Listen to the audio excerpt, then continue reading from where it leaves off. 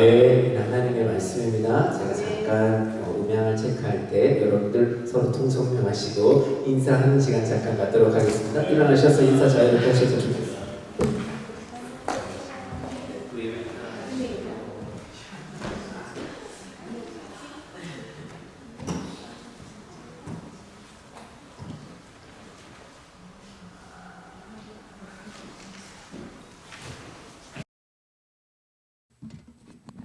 제가 작업을 하지 않으면 유튜브에 이렇게 들릴 거예요. 이렇게 울려서 들리면은 들을 수가 없습니다. 그래서 마이크를 따로 받는 거예요. 그래서 행여나 여러분들이 구독을 하셨다면 그 예배를 말씀을 보실 텐데 그때는 말씀이 더 또렷하게 들립니다. 그럼 딱 마이크에 들어가는 소리만 들리지만 여러분들은 조금 공간 때문에 울리는 소리를 들으세요. 그래서 조금 계속 들으면 머리가 아플 수도 있고 한나처럼 눈이 감길 수도 있고 그러면 잠깐 일어나셔서 이렇게 침례탕도 한번 들어갔다 오시고 조는 것보다는 깨어 있어야 돼. 일주일에 한 번 우리가 주일 예배 드리기 때문에 이게 이제 영적 싸움이잖아요. 마귀는 우리를 어떻게든 예배 못 드리게 하고 바쁘게 하고 정신없게 하고 피곤하게 하고 졸리게 하고 뭐 여러 가지 요소가 여러분들 많이 방해할 터인데 내가 꼭 말씀을 듣겠다, 예배 성공자가 되겠다. 그래서 일어나셔서 정말 뒤에 서 계셔도 되고 또 유튜브로 그 말씀을 다시 한번 들으셔서 조각조각 들었다면 그걸 다시 퍼즐을 맞추셔서 반드시 진리의 말씀을 여러분의 생명의 말씀으로 삼으시기를 주의 이름으로 축복합니다. 아멘. 설교 시작하겠습니다. 마가의 다락방에 있었던 예수님의 고별 설교의 가운데 있는 부분이에요. 예수님께서는 앞으로 무슨 일이 일어날지, 십자가에서 이제 내가 죽어야 되고 무덤에서 부활하고 승천하고 하나님께로 올라가는 것을 주님은 알고 계셨지만 3년 반 동안 동고동락했던 제자들은 어떤 일이 일어날지 사실 잘 몰랐어요. 그러니 두렵지요, 무섭지요. 그래서 그 제자들과 신약 시대를 살아가고 있는 성도들에게 용기와 희망을 주시기 위한 말씀이 오늘 말씀입니다. 그래서 제자들과 정말 예수 믿는 우리들이 누리게 되는 복의 말씀이라고 생각합니다. 우리에게 보혜사 성령님을 보내주실 것을 약속하셨고요. 계명을 잘 지키는 사람이 나를 사랑하는 사람이다. 그 사람은 아버지도 사랑하신다. 그렇게 말씀하시고 또 나의 평안을 너에게 주겠다 말씀하세요. 이게 복이죠. 주님의 평안이 우리에게 있다는 것은 너무나 귀한 복인데 그 복을 누리고 살아가는 저와 여러분 되시기를 바랍니다. 아멘. 아멘. 조금 더 내용을 살펴보면 예수님께서는 이제 제자들을 떠나 하나님 나라로 가신다 할지라도 또 다른 보혜사이신 성령님을 제자들에게 보내주셔서 영원토록 그들과 함께 하시겠다고 말씀을 하십니다.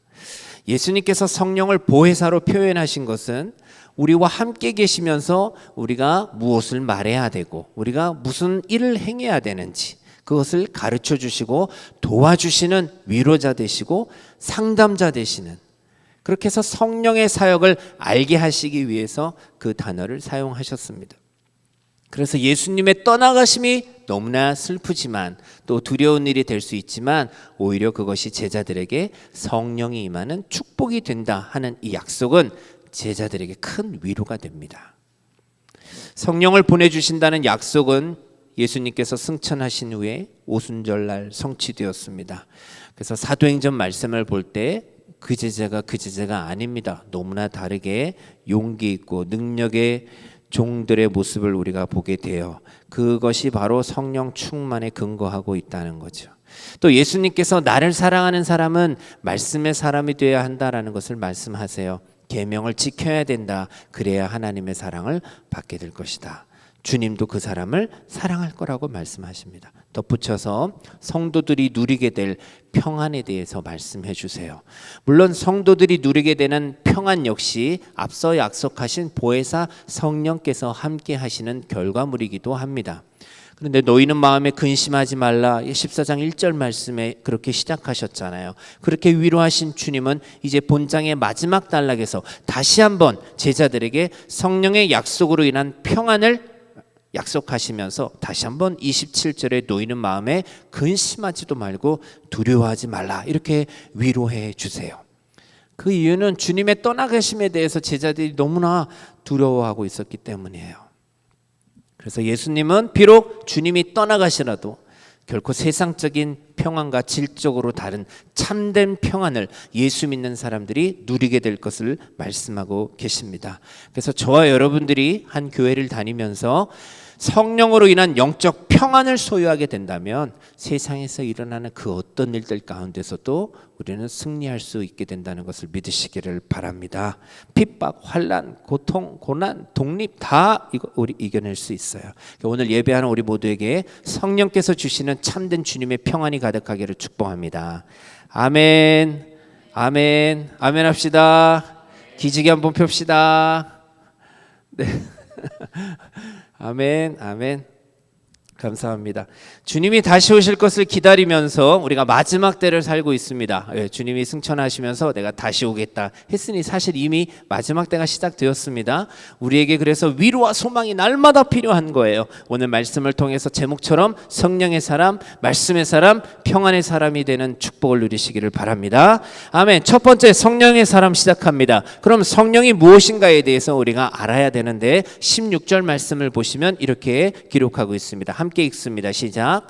내가 아버지께 구하겠으니 그가 또 다른 보혜사를 너희에게 주사 영원토록 너희와 함께 있게 하리니 이렇게 말씀하세요. 영원한 보혜사를 약속하십니다. 또 다른 보혜사라고 말씀하시니 이미 있었던 보혜사는 누구예요? 예수님.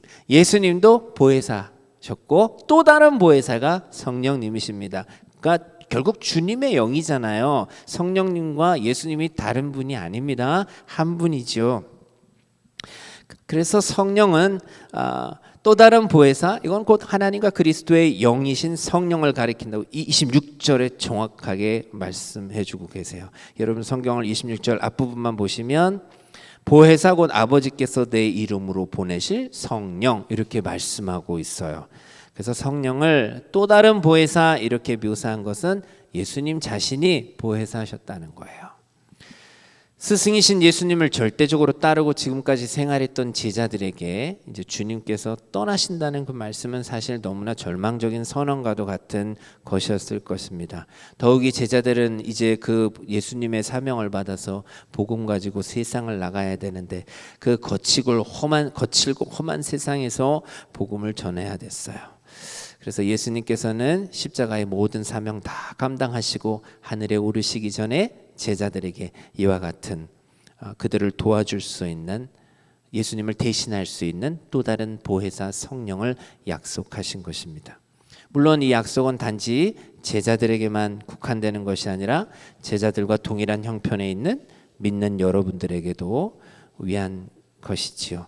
그러니까 이와 같이 성령은 예수님께서 약속하신 또 다른 보혜사라는 거예요. 이 보혜사라는 말을 사실 풀어서 직역을 하면 바로 곁에서 돕기 위해 부름을 받은 자라는 의미가 있어요.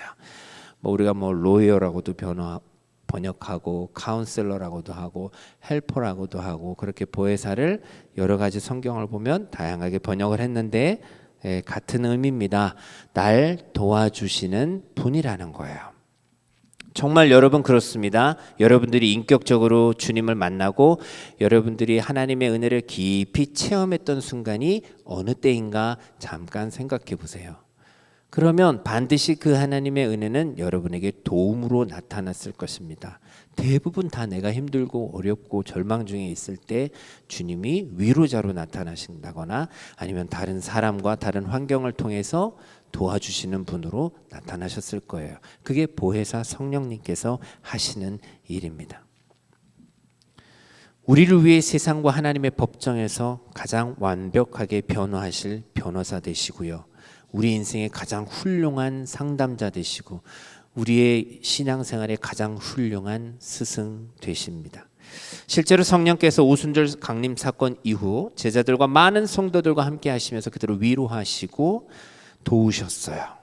지금도 여전히 우리 하나님은 우리를 돕기 위해 우리 바로 곁에서 역사하시는 분이라는 것을 믿는 예배가 되기를 바랍니다. 성령의 사람은 어려운 일이 있을 때 그래서 사람부터 찾지 않습니다. 기도하기 위해 교회로 달려옵니다. 또 새벽을 깨우지요.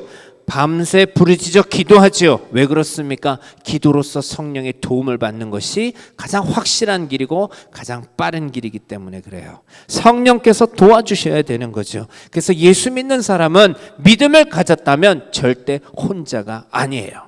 비록 우리의 가족들은 다 떨어져 있고 친한 친구도 다 한국에 있고 배우자 또한 우리를 돕지 못하는 상황에 있다 할지라도 성령께서는 언제나 믿는 자들과 함께 하셔서 나를 도우신다는 사실을 확실하게 믿으시고 그 주님을 믿는 믿음에 굳게 서서 성령의 사람 되어 살아갈 수 있기를 주의 이름으로 축복합니다. 신비적인 것과 방언하고 여러 가지 놀라운 기적을 통해서만 그 사람이 성령의 사람이 아니라 주님의 함께 하심을 믿고 언제나 기도할 때 그 사람 성령의 사람인 것입니다. 우리가 세상을 살면서도 예수님께서 이 믿음이 쉽게 방전될 것을 아셨어요. 그래서 위로의 말씀을 주시는데요. 18절 말씀 우리 함께 읽어보겠습니다. 시작. 내가 너희를 고아와 같이 버려두지 아니하고 너희에게로 오리라. 일단 버려두지 않으신다. 내가 오겠다. 이거는 사실 궁극적으로 재림에 대한 말씀이지만 물론 1차적으로 성령 강림을 염두에 두고 주님이 하신 말씀입니다. 두려움에 빠져 있는 제자들에게 주님의 이런 말씀은 큰 힘과 위로가 되었을 것이 분명합니다. 근데 이렇게 약속만 하신 것이 아니라 주의 영이신 성령을 보내셔서 성령의 사람들과 함께 하시며 그들을 친히 도우셔서 그들로 승리하게 하는 삶을 살게 하셨습니다. 그래서 우리가 살면서 영적인 고아 의식에 사로잡히지 않기를 바랍니다. 비단 30년 전보다 지금 너무나 살기 좋은 시대잖아요. 모든 것이 다 발전했습니다. 제 어렸을 때 꿈은 정말 집에 무선 전화기 갖는 게 꿈이었을 정도로 무선 전화기도 그렇게 보편화되지 않았습니다. 각 가정에 진짜 회사 다니는 아버지만 휴대폰 하나 갖고 있었고 정말 30년 40년 전만 생각해도 정말 그런 시대인데 지금 전화기 갖고 다닌다고 누가 박수 쳐줍니까? 세상이 너무 많이 빨리 변하고 좋아지고 편해졌어요. 대부분 다 잘 살아요. 이제 먹지 못해서 힘들어하는 사람도 이제는 별로 옛날만큼 없는 것 같아요. 다 그렇게 잘 살고 행복한 삶을 사는 것처럼 보여요. 여러분 만약에 내 집이 있고 내 차가 있고 냉장고가 있고 텔레비전이 있다면 세계 상위 10%의 부자라는 거 여러분 아십니까? 우리가 미국 땅에 있어서 그렇지 전 세계적으로 보면 대단하신 분들이에요. 근데 더더욱 냉장고가 하나 더 있고 김치 냉장고까지 있고 차가 2대가 있다 그러면 어마어마한 부자입니다. 텔레비전 2개까지 합치면요. GPT한테 제가 물어봤어요. 그랬더니 전 세계 0.00004%의 희귀한 수준의 부자래요. 그러니까 우리가 얼마나 그냥 봤을 때 잘 살아요. 얼마나 풍족해졌어요. 그런데 왜 이렇게 사람들은 여전히 방황하고 여전히 외롭다 그러고 여전히 힘들다 그럴까요? 하나님 만나지 못하면 이건 해결이 안 되는 거예요.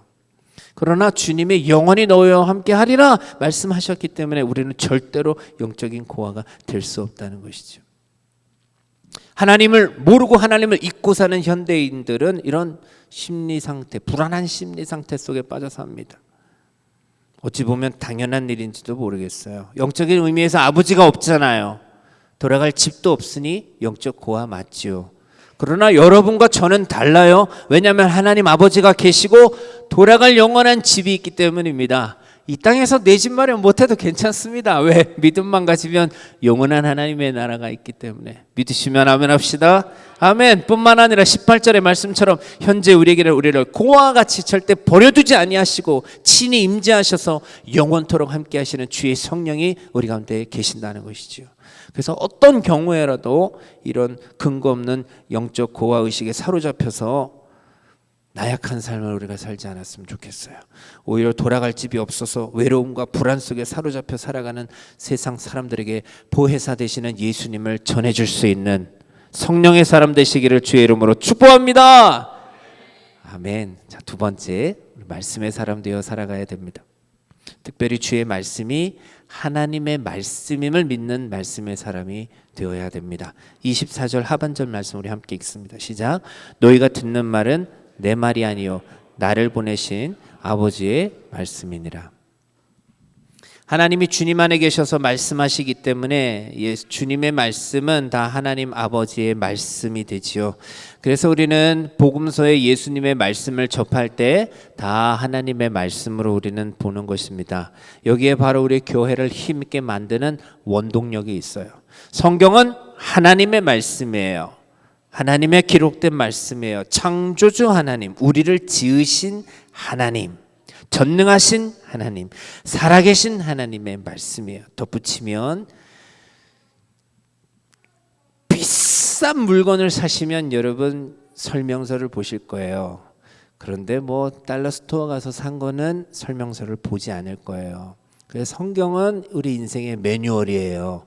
가장 귀하신 하나님 아버지의 말씀, 가장 귀한 자녀들에게 주신 말씀이기 때문에 인생의 매뉴얼을 꼭 여러분 믿으시고 갖고 계시기를 바랍니다. 아멘, 아멘. 근데 아무리 말씀을 듣고 읽어도 감흥이 안 되고 또 어떻게 읽고 알지 모를 때가 있어요. 해석이 안 될 때가 있어요. 물론 믿음이 없으면 아무런 감동이 없겠지요. 근데 믿음이 있으면 그냥 주께서 말씀하시되 거기서도 그냥 깨지는 거예요. 야, 주님이 말씀하시는구나. 그래서 우리가 말씀을 볼 때마다 읽을 때마다 정말 새로운 감동과 은혜를 받기 위해서는 어떻게 우리가 해석해야 될까요? 간단합니다. 말씀 읽을 때마다 이 말씀을 하시는 분이 누구인가 그거를 기억하시면 돼요. 아, 이 아버지 하나님, 나를 가장 사랑하시고 나를 잘 아시는 하나님의 말씀이구나. 이걸 계속 물어가면서 보는 것이죠. 이 땅을 살아가는 사람 누구나 사실 다 사용하는 방법이기도 합니다. 예를 들어서 우리 장로님께서 주아에게 주아야 초콜릿 줄게, 사탕 줄게, 일로 와봐 하면 주아는 웃으며 달려갈 것입니다. 100%. 근데 처음 보는 아저씨가 똑같은 말을 해요. 주아는 아마 쉽게 달려가지 않을 거예요. 고민할 거예요. 왜 그렇습니까? 말의 내용은 똑같은데 저 말을 하는 사람이 누구인가 하는 것을 주아 마음속에 묻고 있기 때문입니다. 어린아이만 그러할까요? 우리가 큰 사업하다가 부도 직전에 몰렸다고 해보지요. 너무 어렵습니다. 지나가는 술 취한 사람이 와가지고서 걱정 마세요, 내가 도와줄게요 라고 했다면 그 사람의 말을 듣고 우리의 마음이 안심이 될까요? 큰 힘이 될까요? 귀에 들어오지 않을 것입니다. 그런데 나를 잘 아는 훨씬 더 큰 사업을 하는 분이 그와 같은 말을 했다면 힘이 될 거예요. 기뻐할 거예요. 동일한 말을 하더라도 누가 하느냐에 따라 사실 이처럼 극과 극이 됩니다. 마찬가지예요, 여러분. 말씀을 들으시거나 말씀을 읽을 때 이것을 계속 확인하셔야 돼요. 물으셔야 돼요. 그래, 이 말씀을 하신 분이 하나님이시지. 하나님의 말씀이고 하나님이 저 목회자라는 사람을 통해서 나에게 주시는 말씀이구나. 하나님의 말씀으로 받을 때는 은혜가 되는 거예요. 너무나 간단한 방법이지요. 자녀는 아버지의 말씀을 듣습니다. 그렇게 우리가 말씀을 듣고 읽고 살아간다면 지금까지 평범하게 보이고 졸리기만 하던 이 말씀들이 더 살아있는 의미를 가지고 내 인생에 다가올 줄로 믿습니다.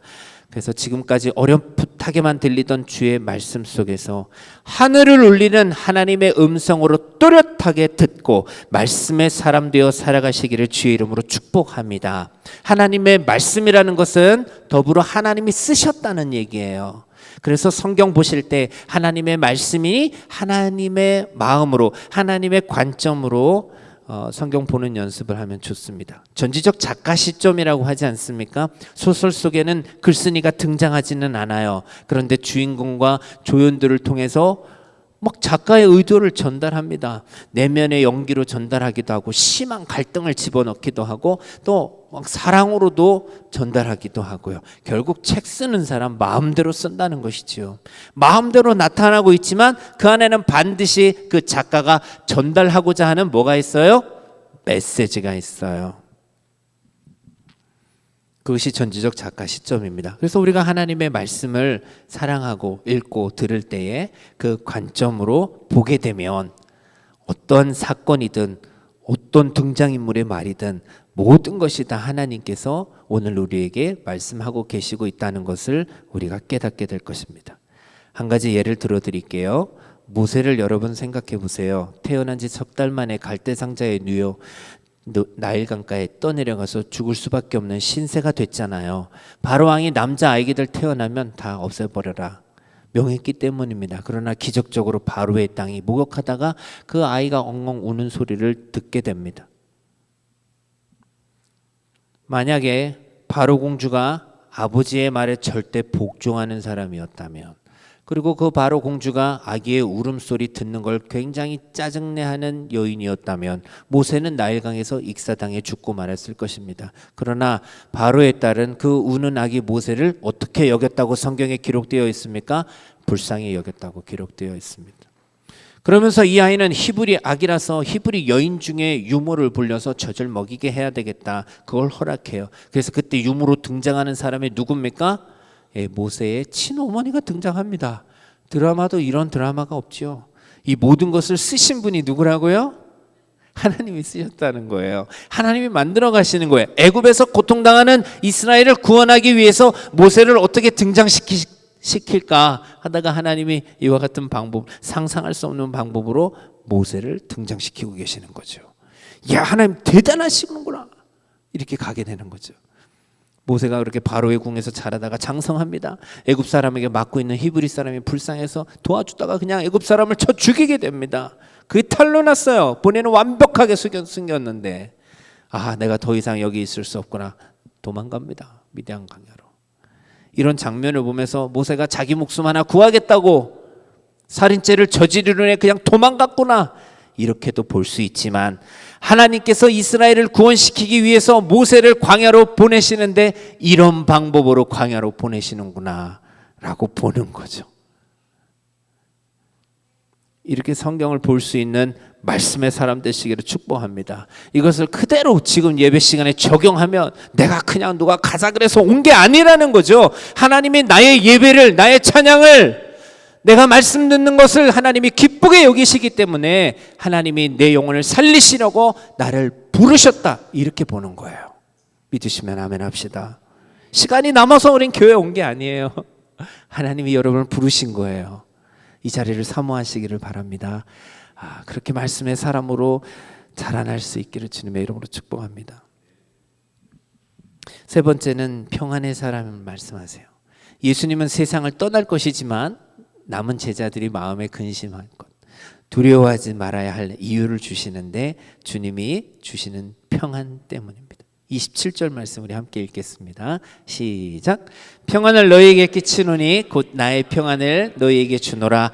내가 너희에게 주는 것은 세상이 주는 것과 같지 아니하니라.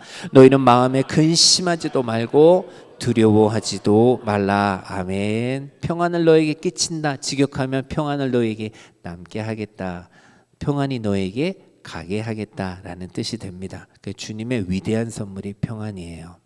우리가 누리는 평안은 사실 세상의 그 무엇 때문도 아닌 예수님 때문에 누리는 평안이 되어야 되는 거죠. 주님이 주시는 그 평안은 세상이 절대 줄 수 없고 돈으로도 평안을 살 수 없고, 그런 얘기 하잖아요. 침대는 사지만 잠은 못 산다, 그런 얘기 하는 것처럼 돈으로 다 되는 게 아닙니다. 하나님이 주시는 세상이 알 수 없는 절대적 평안이 예수 믿는 사람에게는 있다는 것이죠. 주님 믿는 사람만 누리는 하늘의 평안이고 신령한 평안입니다. 예수님 믿지 못하면 그 누구라도 이거는 맛볼 수 없어요. 아무리 큰 힘을 동원해서 뺏는다 할지라도 뺏을 수 없는 것이 주님의 평안입니다. 평안이라는 말의 본뜻이 헬라어 에이레네입니다. 전쟁이 없는 상태를 말해요. 분쟁이 없는 상태를 말합니다. 전쟁 없이 법과 질서가 잘 유지되는 상태를 말하는데, 우리가 또 아는 구약의 히브리어 샬롬도 평안입니다. 히브리어 샬롬은 전쟁이 없고 문제가 없는 상태가 아니라 완전한 하나님의 정의가 실현된 상태예요. 이 평안은 하나님이 주시는 평화지요. 오직 주님만 주시는. 주님이 우리에게 약속하신 평안은 단순히 갈등 없게 해줄게, 문제 없게 해줄게, 아픔 없게 해줄게, 이 차원의 상태가 아니라 하나님의 정의가 실현되는 절대 평안의 상태입니다. 우리의 믿음이 선한 싸움을 싸우는 경우가 많습니다. 문제는 하나 해결하면 또 생겨요. 경험해보면 그래요. 당연한 거예요. 문제가 있는 거는. 예수님조차도 많은 분쟁에 휩싸이셨어요. 심각한 문제들 많이 만나셨어요. 그러나 어떤 분쟁도 주님이 가시는 그 길을 막을 수는 없었어요. 주님이 하시고자 하는 일을 방해할 수 없었습니다. 그래서 우리가 주님 주시는 그 평안을 이 관점에서 이해해야 됩니다. 문제가 없는 것이 평안이 아니라, 문제를 회피하는 것이 아니라 믿음으로 극복할 수 있는 평안이에요. 최악의 상황에서도 흔들리지 않는 거예요. 하나님의 나라, 하나님의 의는 반드시 이루어진다는 믿음의 모습을 갖는 것입니다. 그래서 베드로와 바울이 감옥에 갔을 때도 그냥 뭐 잠 잘 자고 거기서도 찬송하고 예배할 때 그런 모습을 보면 그들이 갖고 있었던 평안은 정말 주님이 주신 평안이었던 것이죠. 그래서 주의 평안을 가진 사람들은 세상이 감당할 수 없는 사람들이 됩니다. 그 누구도 빼앗지 못하는 평안, 외적 환경에 좌우되지 않는 그 평안이 바로 예수님이 약속하신 에이레네의 평안입니다. 이 에이레네의 평안을 갖고 살아가는 저와 여러분 되시기를 주의 이름으로 축복합니다. 축복하면서 우리 함께 평안을 너에게 주노라 우리 찬양하면서 이 평안이 저와 여러분에게 임하기를 주님의 이름으로 축복합니다.